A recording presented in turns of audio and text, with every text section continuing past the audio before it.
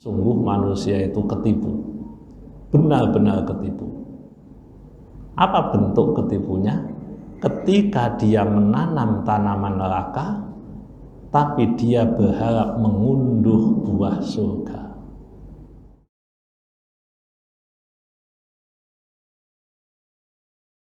Assalamualaikum warahmatullahi wabarakatuh.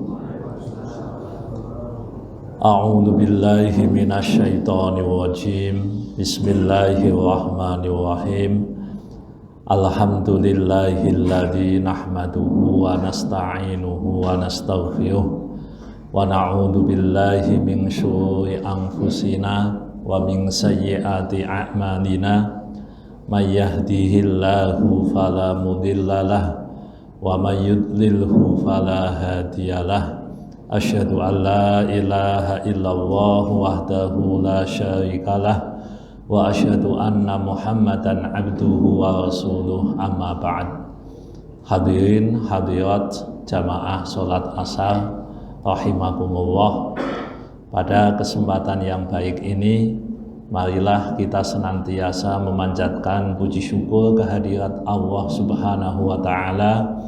Alhamdulillah, sampai dengan saat ini kita masih diberikan nikmat iman, Islam, sehat dan sempat, sehingga kita bisa bersama-sama menghadiri majelis yang insya Allah barokah ini dalam keadaan sehat walafiat. Salawat serta salam kita haturkan pada junjungan kita Nabi Agung Muhammad Sallallahu Alaihi Wasallam. Semoga kita semua kelak di yaumil qiyamah berhak mendapatkan syafaatnya. Amin ya rabbal alamin. Bapak Ibu, kita melanjutkan pembahasan surat Al-Insyiqaq. Pada kesempatan ini kita akan membahas mulai ayat 6. A'udzu billahi minasyaitonir rajim. Bismillahirrahmanirrahim. Ya ayyuhal insanu innaka katihun ila rabbika kadhan famulaqih. Fa amma man utiya kitabahu biyaminih fasawfa yuhasabu hisaban yasira wa yanqalibu ila ahlihi mas'awwa wa amma man utiya kitabahu wa dhahrihi fasawfa yad'u thubura wa yasla sa'ira innahu kana fi ahlihi mas'awwa. Wahai manusia, sesungguhnya engkau telah bekerja keras menuju pertemuan dengan Tuhan, maka engkau pasti menemuinya.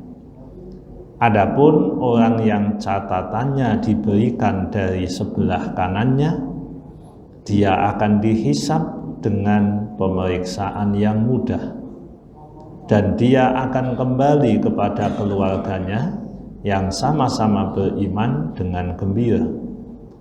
Adapun orang yang catatannya diberikan dari belakang punggungnya, dia akan berteriak, celakalah aku. Dia akan memasuki neraka sa'ir yang menyala-nyala. Sesungguhnya dia dahulu di dunia bergembira di kalangan keluarganya yang sama-sama kafir. Surat Al-Insyiqaq mulai ayat 6 sampai ayat 13. Bapak Ibu, di ayat yang kita baca ini Allah menceritakan tentang dua golongan manusia. Yang pertama, bahwa Allah menyampaikan, wahai manusia, sesungguhnya engkau telah bekerja keras innaka kadihun. Kadihun itu maknanya mengerahkan segala upaya. Ya, di sini disebutkan bekerja keras. Jadi Bapak Ibu, menurut ayat ini, setiap individu sesungguhnya bekerja keras untuk menuju Allah. Jadi saya jenengan itu tidak ada yang tidak bekerja keras. Semuanya bekerja keras menuju Allah. Nah, ini yang disebut innaka kadihun ila rabbika. Nah, cuma bahasa ini kan bahasa majas. Ketika seseorang menuju ke arah selatan, maka dia akan ketemu Allah di selatan. Ini gambarannya. Kalau seseorang menuju ke timur, maka dia akan ketemu Allah di timur. Nah, dunia ini kan sesungguhnya perjalanan menuju Allah. Cuma yang ditempuh jalan yang mana? Jadi di dunia itu ada istilah sabil, jalan, ada istilah subul. Subul itu jalan-jalan. Jadi jalannya itu banyak. Kalau kita umpamanya masuk ke satu daerah, maka kita akan melalui sebuah jalan. Sama. Semua manusia sesungguhnya sedang berjalan menuju Allah. Setiap detik, setiap menit, setiap jam, setiap langkah, satu demi satu langkah itu perjalanan menuju Allah. Nah, itu yang disebut wahai sekalian manusia, innaka kadihun. Kamu itu bekerja keras menuju Allah. Nah, berarti kita duduk di sini ini ya termasuk bekerja keras. Wong tidak ada manusia hidup tanpa tujuan. Bahkan ada istilah, tidak ada yang tidak melakukan, semuanya melakukan. Sebutlah dalam bahasa kita namanya amal. Tidak ada orang yang tidak beramal. Jenengan saya itu beramal. Diemnya kita adalah amal, dan geraknya kita adalah amal. Imam Al-Qurtubi itu pernah menggambarkan pendapat sebagian ulama salaf yang mengatakan, donge takwa ke apa sih? Nah, salah satu definisi yang disampaikan di situ, at-taqwa, Anda diam, tidak ngapa-ngapain karena Allah, Anda bergerak karena Allah. Karena diamnya Anda itu tetap sebuah amal. Tidak bisa kita mengatakan saya belum beramal, nggak ada. Lah amal Anda itu yang menahan tidak beramal itu sendiri namanya amal. Ketika panjenengan harusnya sholat, maka jenengan tidak sholat, berarti Anda beramal. Apa amalnya? Meninggalkan sholat. Nah, makanya duduknya, geraknya, berdirinya, jalannya, itu semua adalah amal. Nah, itulah yang kita sebut dengan kadihun. Ya ayyuhal insan, wahai sekalian manusia, innaka kadihun ila rabbik, sesungguhnya kalian itu berjalan menuju Tuhan. Entah apa yang Anda lakukan, itu adalah perjalanan menuju Tuhan Anda. Famulaqih, maka engkau pasti akan ketemu dengan Allah. Nah, Bapak Ibu, pertemuan ini kan bisa berkonotasi positif, bisa berkonotasi negatif. Kalau yang konotasi positif berarti pertemuan yang diridhoi, radhiyatam mardiyah. Anda ridho ketemu Allah dan Allah ridho dengan panjenengan. Nah, itu namanya radhiyatam mardiyah. Ya ayyatuhan nafsul mutmainnah, wahai jiwa-jiwa yang tenang, irji'i ila rabbiki, kembalilah kalian kepada Tuhan kalian, radhiyatam mardiyah. Nah, ini berarti kadihnya, perjalanan panjangnya itu menuju radhiyatam mardiyah. Ada satu ungkapan yang disampaikan oleh salah satu ulama masa lalu namanya Yahya bin Mu'adz. Yahya bin Mu'adz, beliau itu pernah menyampaikan. Ini saya kutip dari kitab Nashaihul Ibad karangan Imam Ibnu Hajar Al-Asqalani. Nah, di kitab Nashaihul Ibad bab nomor 6 makalah nomor berapa ya? 16. Di situ Imam Yahya bin Mu'ad mengatakan sungguh manusia itu ketipu, benar-benar ketipu. Apa bentuk ketipunya? Ketika dia menanam tanaman neraka, tapi dia berharap mengunduh buah surga. Jadi ketipu. Itu versinya Imam Yahya bin Mu'ad. Jadi beliau melihat fenomena, ini manusia kok agak aneh ya. Ya itu modelnya, menanam tanaman ke neraka, tapi berharap mendapatkan buah di surga.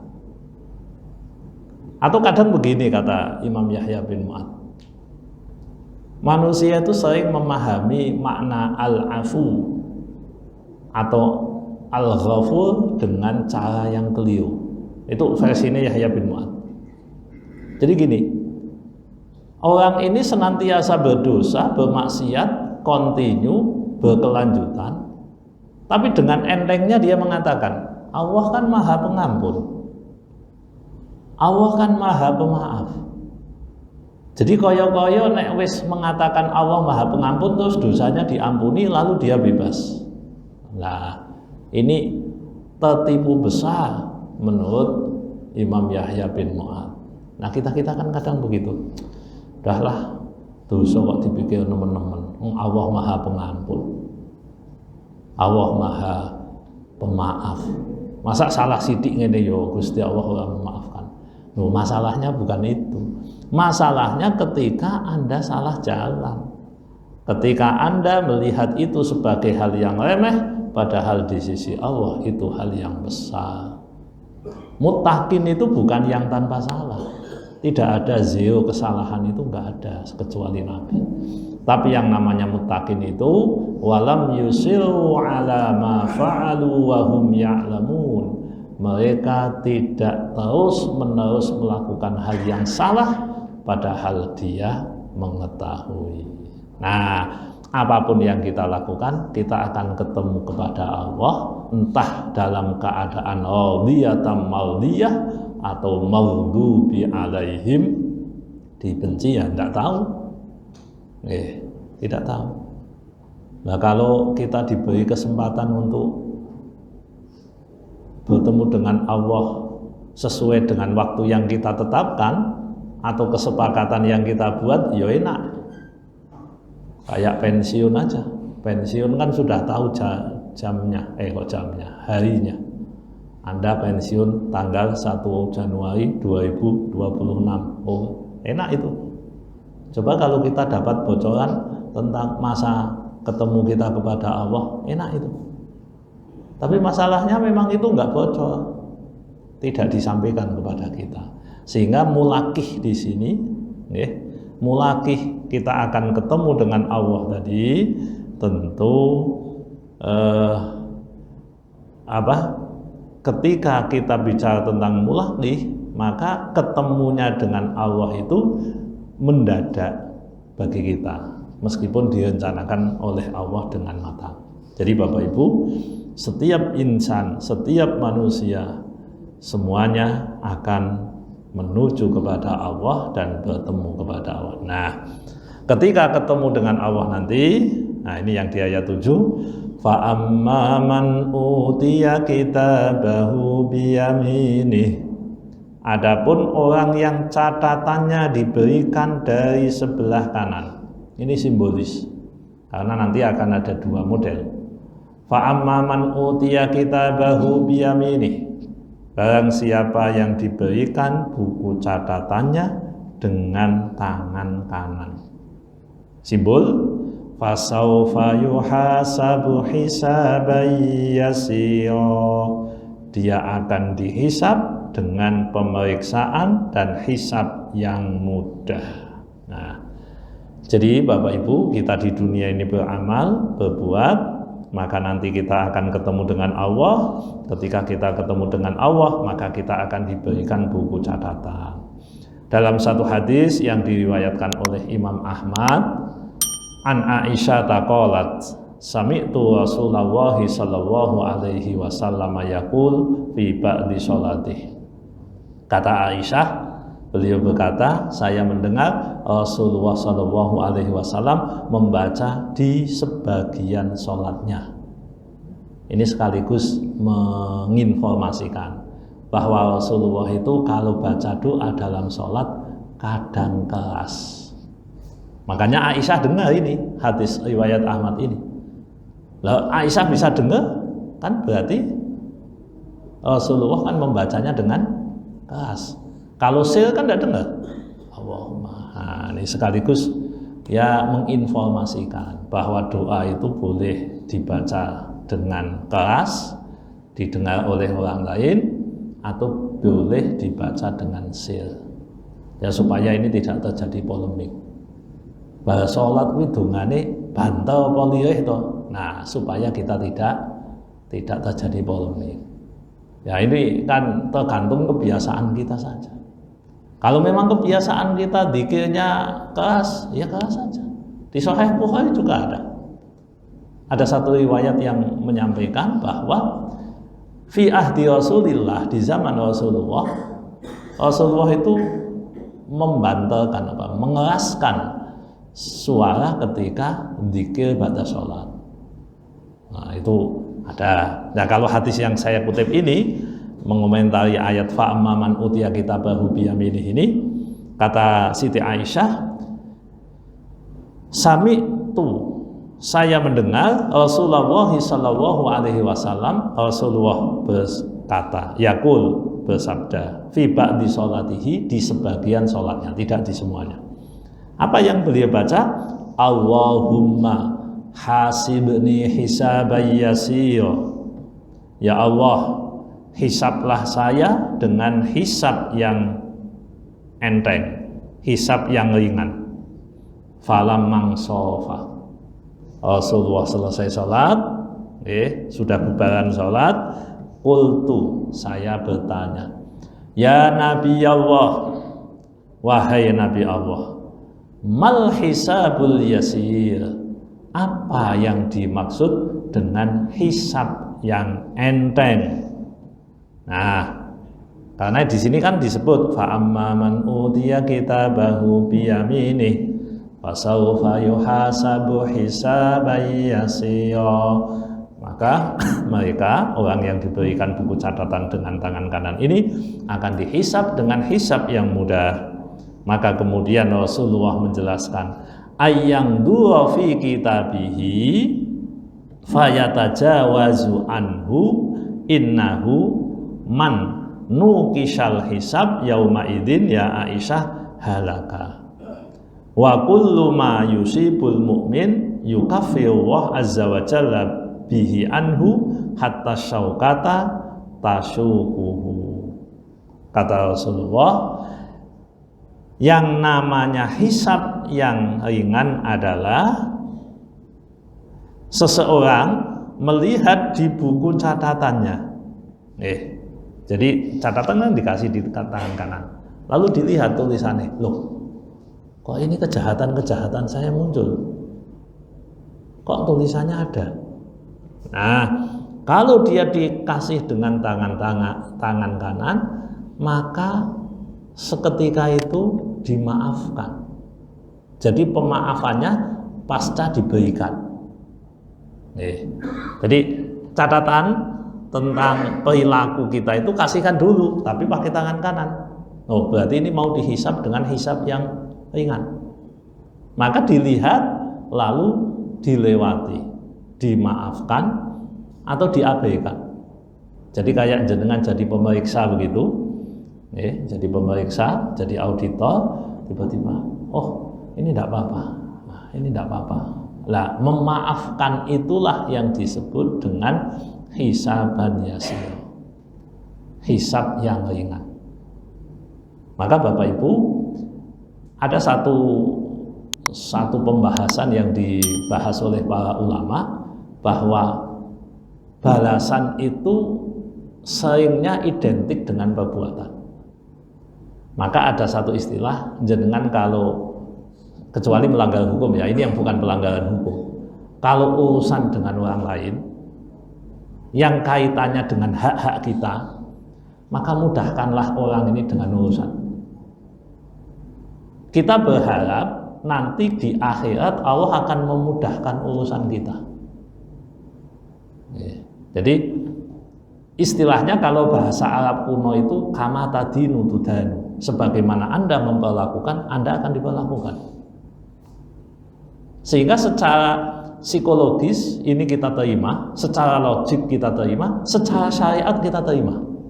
Nah kalau itu yang terjadi, kan patut bagi kita untuk memudahkan urusan orang, selagi tidak dengan urusan dosa.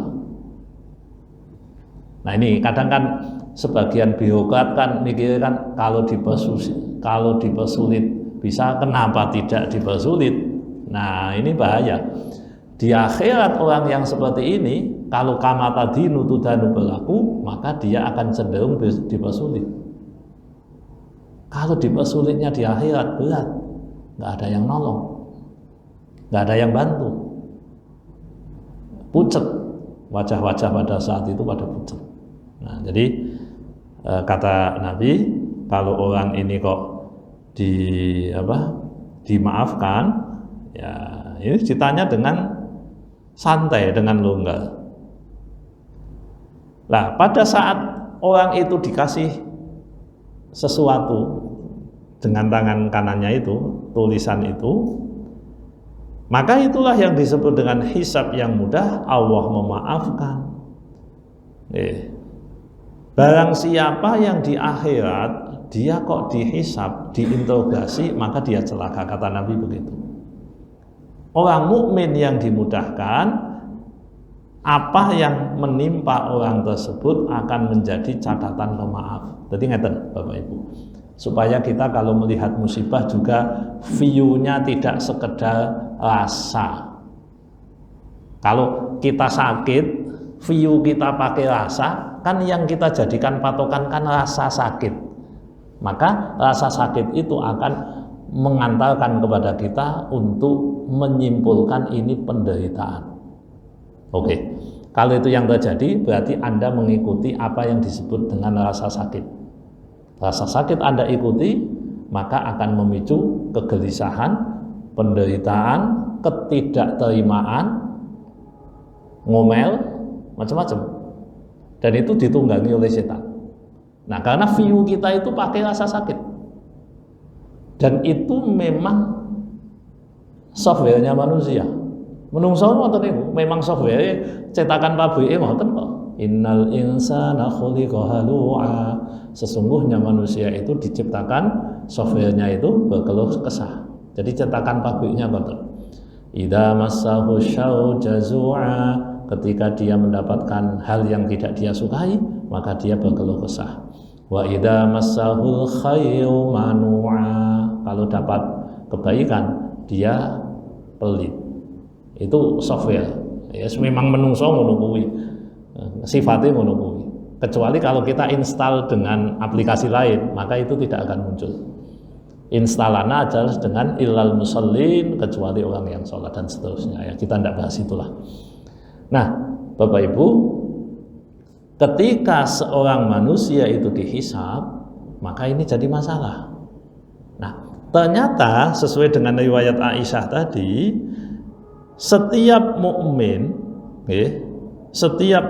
yang kena musibah, jadi kita ini kena musibah, maka musibah itu dapat menghapus catatan perbuatan dosa kita. Jadi satu musibah bisa mengkompensasi maksiat yang pernah kita lakukan. Kalau view-nya begitu Bapak Ibu, cara pandang kita seperti itu, tentu musibah itu tidak dipandang sebagai sesuatu yang mengerikan. Cuma apakah kita sanggup untuk mencari pola pikir yang tadi? Jangan-jangan kita menolak untuk berpikir begitu. Jangan-jangan kita memang tidak mau diarahkan berpikir seperti itu. Apalagi di zaman sekarang ya. Di zaman sekarang ini kan keluhan-keluhan yang disampaikan oleh senior-senior kita, anak-anak muda saiki kok lemah yo. Gitu katanya. Tidak punya daya juang, tidak punya kemauan keras, tidak tahan banting. Nah, kalimat itu kan menunjukkan Anda bisa tahan banting kan karena dibanting berkali-kali. Anda punya daya juang yang keras itu karena Anda dididik untuk berjuang keras.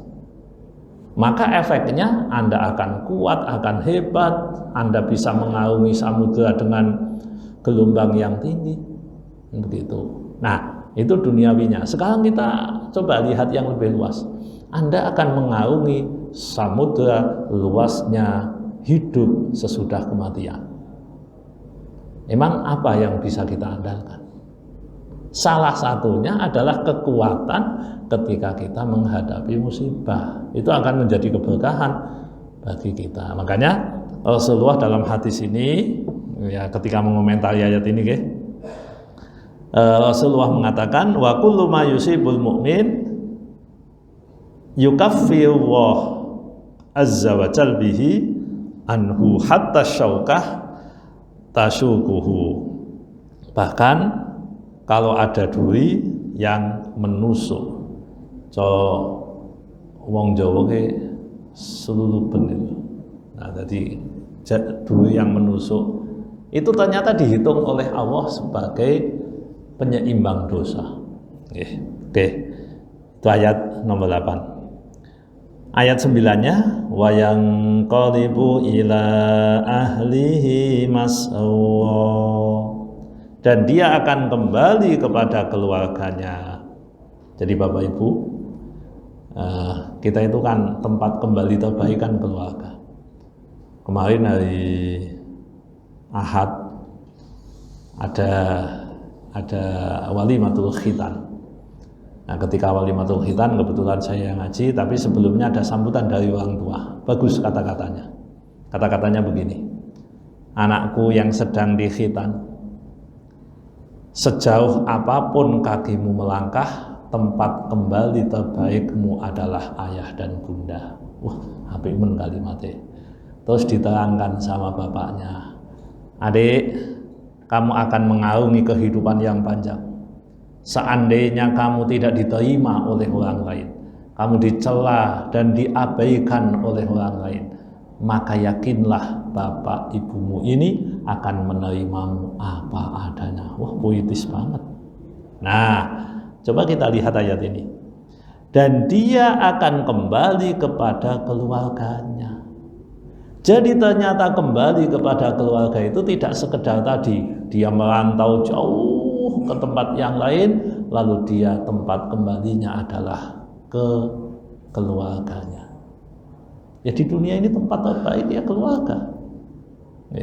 Makanya jangan sia-siakan keluarga. Rumahku, surgaku, kata Nabi, baiti jannati. Sekarang itu kan sebagian orang mencari kesenangan, ketenangan justru di luar keluarga. Nah, tentu ini harus menjadi catatan bagi kita. Ibarat kita susah, kita lemah, kita loyo, kembali kepada keluarga, keluarga menerima. Nah, itulah yang mestinya kita bangun. Nah, di dunia ketika keluarga menjadi tempat bernaung yang tenang, tempat kebahagiaan itu muncul, keluargaku adalah surgaku, rumahku adalah surgaku, maka di akhirat nanti, nah ini gongnya ini, fasau wayang qalibu ila ahlihi mas'awa, dia akan kembali kepada keluarganya. Syaratnya sama-sama beriman, sama-sama beramal soleh. Maka jangan soleh sendirian. ajaklah keluarga kita jadi solih, ajaklah keluarga kita jadi baik. Nah, maka nanti akan kembali. Allah sebut dalam Al-Quran juz 25, udkhulul jannata antum wa azwajukum tuhbarun. Masuklah kalian ke dalam surga bersama pasanganmu. Jadi yang terbaik di surga bukan bidadari, tapi istri, suami, anak. Nah, jadi kembalilah bersama keluarga. Sekarang kebalikannya ayat 10. Wa amma man utiya kitabahu wara'a dhahrihi. Adapun orang yang catatannya diberikan dari belakang punggung. Jadi ini beda, memberikannya itu caranya beda. Dari belakang punggung, fasawfa yad'u thubura. Belum dia buka, dia akan berteriak, celaka saya. Nah, niku fasawfa yad'u thubura. Dikei pakai tangan kiri, dia sudah mengatakan, aduh, cilaka iki. Kan nggih to Bapak Ibu. Kula jenengan kan ya, kita kan tahu intonasi, tahu raut muka, tahu mimik. Coba kalau ada orang ngasih sesuatu kepada panjenengan tidak ikhlas dengan penuh kemarahan, jenengan tidak usah ada kata apapun, jenengan pasti paham. Selagi panjenengan normal, paham. Maka orang di akhirat begitu dikasih buku catatan dengan tangan kiri, aduh, ciloko. Ah, ngoten, fasaufa yad'u thubura, begitu itu. Ya ini kan kehidupan kita sama, di sini ini sama. Tidak perlu kata-kata banyak, cukup intonasi, cukup mimik, udah kelihatan. Makanya simbolnya pakai tangan kiri. Nah, disinilah kemudian para ulama itu menyampaikan bahwa kesopanan adab dalam Islam itu adalah pakai kanan. Orang mungkin mengatakan kidal zaman sekarang harus dihargai, betul. Kita tidak akan mengharamkan orang kidal, tapi menomorsatukan kanan dalam konteks kebaikan. Ada ashabul yamin, pemilik kanan, ada ashabul shimal, pemilik kiri. Nah, di sini yang dikasih dari belakang, di ayat lain ya, yang di surat Al-Haqqah ayat 6, wa amaman utiya kitabahu bisimalihi. Nah, bisimalihi dengan tangan kiri. Kalau yang di sini kan wal adhi di belakang. Jadi belakang plus kiri. Yang di Al-Haqqah itu ayat 6, fa amaman utiya kitabahu bisimalihi. Yang di surat Al-Insyiqaq ayat 11, fa amaman 10 fa amaman utiya kitabahu wal adhi fasawfa yad'u thubura wa yasla sa'ira. Dia akan memasuki neraka sa'ir yang menyala-nyala. Innahu kana fi ahlihi masrur. Sama ini, sesungguhnya dia dahulu di dunia bergembira di kalangan keluarganya yang sama-sama kafir, podo-podo maksiat, sekarang masuk neraka juga bareng-bareng. Di neraka akan dijadikan satu tempat disiksa bareng. Mereka hanya bisa saling menyesali, kenapa dulu kita tidak mengikuti apa yang telah disampaikan oleh Nabi. Nah, begitu Bapak Ibu, ini saya pendekkan yang terakhir karena waktunya sudah mendekati jam 4. Saya kira itu surat Al-Insyiqaq ayat 6 sampai ayat 13. Semoga ini bisa menjadi tambahan wawasan bagi kita. Kalau kita membaca surat Al-Insyiqaq paling tidak punya gambaran. Hati ini lebih nyes, hati lebih nyambung. Ya Allah, begini toh kondisi-kondisi yang akan saya hadapi. Ya, semoga manfaat. Monggo kita akhiri dengan doa. Bismillahirrahmanirrahim. Allahumma salli wa sallim wa barik ala sayyidina Muhammad wa ala ali sayyidina Muhammad. Alhamdulillahi rabbil alamin. Allahumma ighfir lana dhunubana wa liwalidina warhamhum kama rabbawna shira. Allahumma a'inna ala dzikrika wa syukrika wa husni ibadatik.